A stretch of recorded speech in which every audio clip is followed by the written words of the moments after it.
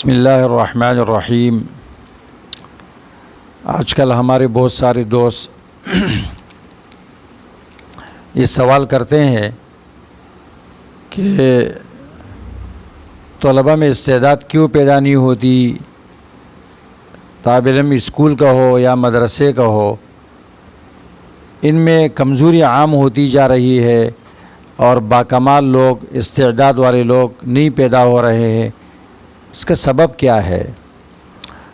اس کا ذمہ دار نصاب ہے یا استاذ ہے؟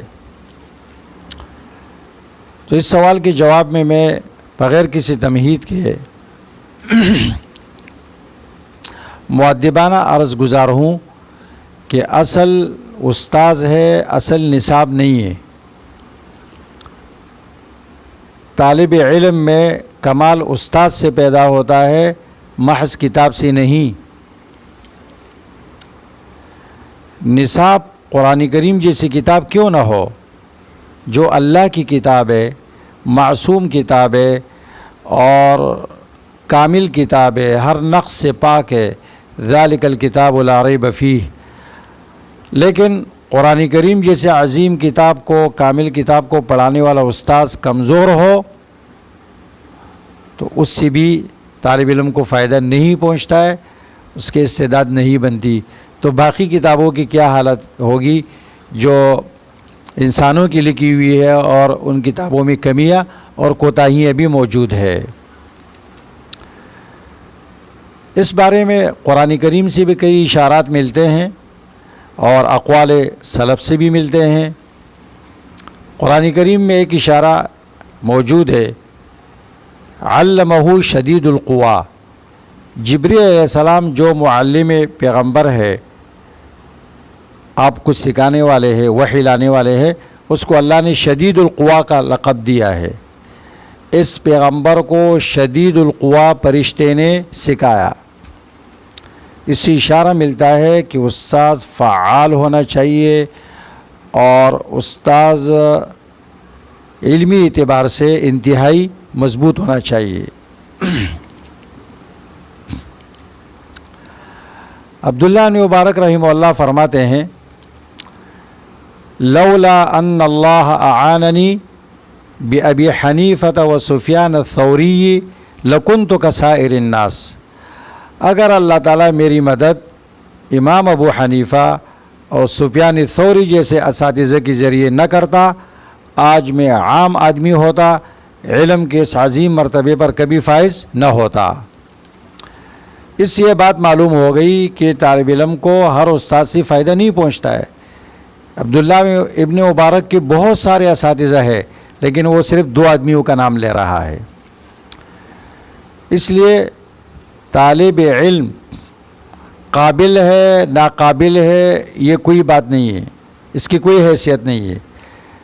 تمام انسانوں کے طلباء کی استعداد ایک جیسی ہوتی ہے، بس جس کو قابل استاذ مل گیا، اس کی صلاحیتیں باہر آ گئی، وہ قابل ہو گیا، اور جس کو ماہر استاذ نہیں ملا، اس بیچارے کی صلاحیتیں اندر دب کے رہ گئی۔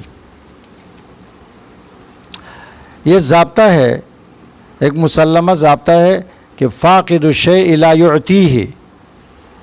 انسان کے پاس جو چیز خود نہیں ہوتا ہے، خود اس سے تہی دست ہوتا ہے، تو وہ دوسرے کو کبھی نہیں دے سکتا ہے۔ اگر استاذ خود سمجھتا ہے، طالب علم فوراً سمجھے گا، استاد نہیں سمجھتا ہے، طالب علم کبھی بھی نہیں سمجھے گا۔ علامہ محمد یوسف البنوری رحمہ اللہ، محدث کبیر، وہ فرماتے ہیں کہ اگر استاذ گونگا بھی ہونا لیکن خود سمجھتا ہو، طالب علم فوراً سمجھے گا، اشاروں سے سمجھ جائے گا۔ لیکن اگر استاد فصیح و بلیغ ہو، خود نہیں سمجھتا ہے، طالب علم کبھی بھی نہیں سمجھے گا۔ اس لیے دور حاضر میں طلباء کی جو کمزوری ہے، اس کی ضمیر طلباء سے زیادہ اساتذہ کی طرف لوٹتی ہے۔ ہم اساتذہ کو یہ چاہیے کہ ہم اپنی علمی ترقی کی فکر کریں اور خود سمجھ کر پڑھائے، طالب علم پر الزام نہ لگائے کہ یہ ناقابل ہے اور یہ دلچسپی نہیں لیتا ہے اور اس کے اندر یہ نقصان ہے اور فلاں نقص ہے۔ اس لیے کہ استاد کی دو ذمہ داریاں ہیں، ایک طالب علم کے اندر علمی بیماری لگانا، علم کی بیماری لگانا، اور پھر اس کو پڑھانا۔ اسلاف علم کی بیماری لگاتے تھے، طالب علم کو علم کا دلدادہ بناتے تھے اور اس کو شوق دلاتے تھے۔